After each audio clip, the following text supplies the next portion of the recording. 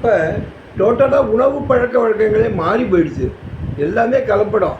இப்போ எப்போ 24 மணி நேரம் எப்போ கேட்டாலும் பால் கிடைக்கிறது, பாக்கெட் பால் கிடைக்கிறது. திக்கு பால், ஜின்னு பால், தண்ணி பால், தயிர்க்கான பால், அப்படி இப்படின்னு நிறையா பால் கிடைச்சிட்டு இருக்கு.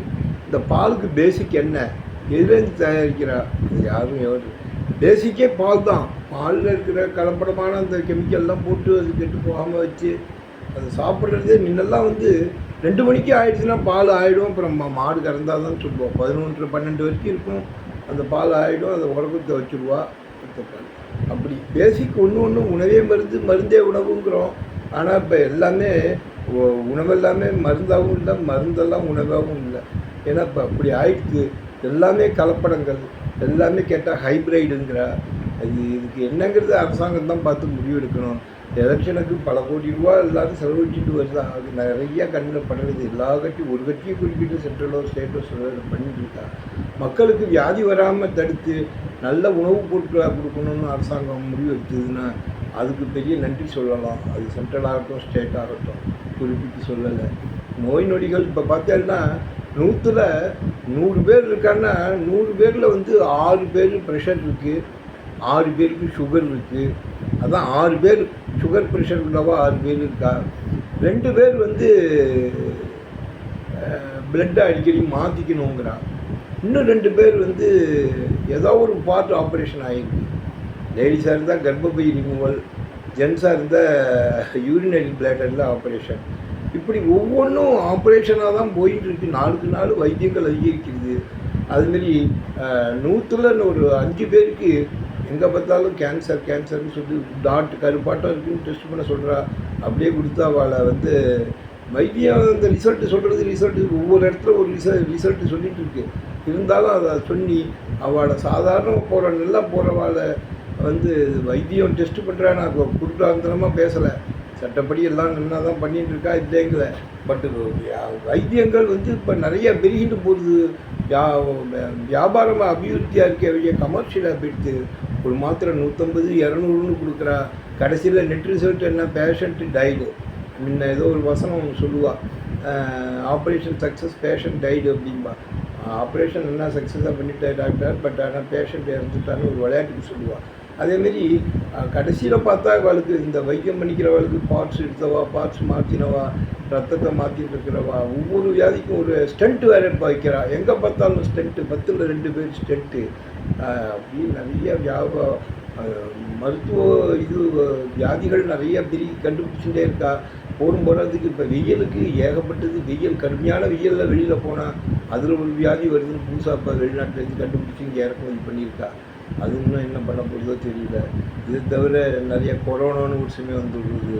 இதெல்லாம் இந்த நோய் நொடிகள்லேருந்து மனுஷால காப்பாற்றினாலே போகும். இந்த அரசியல் கட்சியாரும் ஒன்றும் இலவசம் தரவான்ட்டான். தராமல் இதேமாரி உயிர்களை காப்பாற்றணும். கலப்படமற்ற பொருளை கொடுக்கணும், ஹைப்ரைடு இல்லாத பொருளை கொடுக்கணும். கலப்படம் இல்லாத எண்ணெயிலேருந்து உப்பு மிளகாலேருந்து கலப்படம் இல்லாத பொருள்களை கொடுத்தாலே மனிதனால் தான் நீண்ட நாள் திடகாத்திரமாக வாழலாம். இப்போ நிறையா பேர் இப்போ வாழ முடியல. ஏன்னா நிறைய பேர் இப்போ பார்த்தோன்னா போகிறதுக்கு நிறைய எடுத்துன்னு போய் காசை செலவிட்டுடுறா. அதுக்கும் சேர்த்து காசு கூலிக்கு வாங்கும்போது லேபர்ஸ்லாம் கேட்குறா. அது போயிட்டு அவள் குடல்லேருந்து எல்லாமே பாயில் ஆகிடுது. இது ஒன்றும் நான் குறிப்பிட்டு எதையும் பேச விரும்பலை. பொதுவான கருத்து, மக்கள் முன்னெல்லாம் ஒரு மூட்டை நெல் தூக்குற ஆளெலாம் இருந்தது. இப்போ கிளம்பு நெல் தூக்குறவாள்லாம் இருந்தா. இப்போல்லாம் 6 மரக்கா கூட 2, 3 மரக்கா, 3 மரக்காக்கு மேலே தூக்க முடியல, வச்சு தூக்கின்னு போகிற அளவுக்கு ஆகிடுது. அதனால் மனிதர்களை மனிதர்களாக மதித்து மனிதர்களெல்லாம் பிழைக்கிறதுக்கு வைத்தியத்துறையும் உபயோகமாக இருக்கணும். இன்னும் நல்ல உபயோகமாக இருக்கணும். வைத்தியத்தை குறைச்சி அந்த காலத்தில் சொல்லுங்க, வைத்தியத்தை கொடுக்குறதா வாணியன்ட்ட கொடுன்னு சொல்லுவாள். இப்போல்லாம் எண்ணெய் சேர்த்தா ஒரு ஸ்பூன் மேலே ஆயில் சேர்த்துக்கூடாது, அப்பளம் தொட்டுக்காதேங்கிறா, ஆயில் சேர்த்துக்காதேங்கிறா. ஆனால் இப்படி போயிட்டுருக்கு. நிலக்கல்ல திங்கக்கூடாதுங்கிறா, விளக்கெண்ணெய் குழந்தைகளுக்கு கொடுக்கக்கூடாது, அது டென்சிட்டி அதிகம் அப்படிங்கிறா. இளநீ தேங்காய் சாப்பிடவே கூடாது, தேங்காய் ஃபேட்டு அப்படிங்கிறா. தேங்காய் நிறையா ஒரு பக்கம் பார்த்தா வாட்ஸ்அப் நியூஸில் தேங்காயை பாலாக குடிச்சேன்னா நீ நீண்ட நாள் 150 வயசு வாழ்வேன்னு ஒரு பக்கம் போடுறா. ஒரு பக்கம் தேங்காயே டாக்டர் போனால் வெள்ளை பதார்த்தத்தை எல்லாத்தையும் குறையங்கிறா. அங்கே போனால் ஏதாவது மனுஷன் சாப்பிட்டு எப்படி உயிர் வாழ்றதுன்னு தெரியல. மனுஷாலாம் நோய் நொடி இல்லாமல் இப்போ இன்னும் 10 வருஷம் 20 வருஷம் வாழ்ந்தான்னா ஆவரேஜ் ஒரு 80 இருக்கணும், 75 இருக்கணும்னு அவள் படுத்துக்காமல் கடைசி வரைக்கும் நல்லா இருக்கிறதுக்கு இந்த அரசாங்கமும் முயற்சி பண்ணணும். நம்மளும் அந்த உணவு வகைகளை கட்டுப்படுத்தி சாப்பிடணும். கண்ணா பின்னான்னு எல்லாமே ஃபாஸ்ட் ஃபுட்னு சாப்பிடாம உடம்பு நலத்தை பார்த்துட்டு எல்லோரும் நல்லா நாடு நம்ம மக்கள் நல்லா இருந்தால் தான் நாடு நல்லா இருக்கும். நாடு நல்லா இருந்தால் தான் நம்ம மக்கள் எல்லாமே சுபிட்சமாக இருக்கும் உலகத்தில் அப்படின்னு என்னோடய கருத்தை கொஞ்சம் நிறைய பேசிட்டேன். யாரையும் இதில் கூட மருத்துவத்துறையோ அல்லது தயாரிப்பாளர்களுடைய உணவு பால் தயாரிப்புன்னு சொல்லலை. இப்போ காலம் இப்போ ஃபாஸ்ட்டாக போயிட்டுருக்கு. எல்லாம் அதுதான் உபயோகப்படுத்தின்னு இருக்கோம். நான் உட்பட அதுதான் உபயோகப்படுத்துகிறோம். இப்படி தான் டாக்டர்கிட்ட போயிட்டுருக்கோம், வைத்தியம் பண்ணுறோம், அவன் சொன்னதை கேட்குறோம். மாத்திரைகள்லாம் ஒவ்வொரு மாத்திரை 150 200ங்கிற அடுத்த ட்ரிப்பு வாங்கினா அந்த மாத்திரை ஏறி போயிடுது. என்ன பண்ணுறது? இப்போ இதில் இப்படி தான் போட்டணுமோ என்னவோ, எதிர்காலம் நம்ம சந்ததியினருக்கு இப்படி தான் தலையெழுத்து எழுதியிருக்கோ என்னவோ தெரியல. அதனால் பகவான் தான் பார்த்து இதுக்கு நல்ல ஒரு வழிகாட்டணும். அரசியல்வாதிங்க பார்த்தாங்கன்னா அரசியலில் ஸ்டேட் கவர்மெண்ட் ஆகட்டும், சென்ட்ரல் கவர்மெண்ட் ஆகட்டும், இதுக்கு நோய் நொடி இல்லாத வாழ்க்கையை கொண்டு வந்து திடகாத்திரமான வாழ்க்கையை கொண்டு கொடுக்கணும் மக்களுக்குன்னு நினச்சாலே அது பெரிய பாக்கியம்னு நான் நினைக்கிறேன். குற்றம் குறை இருந்தால் மன்னிக்கணும். யாரையும் இது குறை சொல்கிறதுக்காகவோ, வருத்தப்படுறதுக்காகவோ, வேதனைப்பட வைக்கிறதுக்காகவோ சொல்லலை. These are all the practical difficulty in the world going on. Sorry, thank you. என்ன இருந்தாலும் சொல்லுவோம், நல்லா இல்லைன்னாலும் சொல்லுங்க. தேங்க்யூ.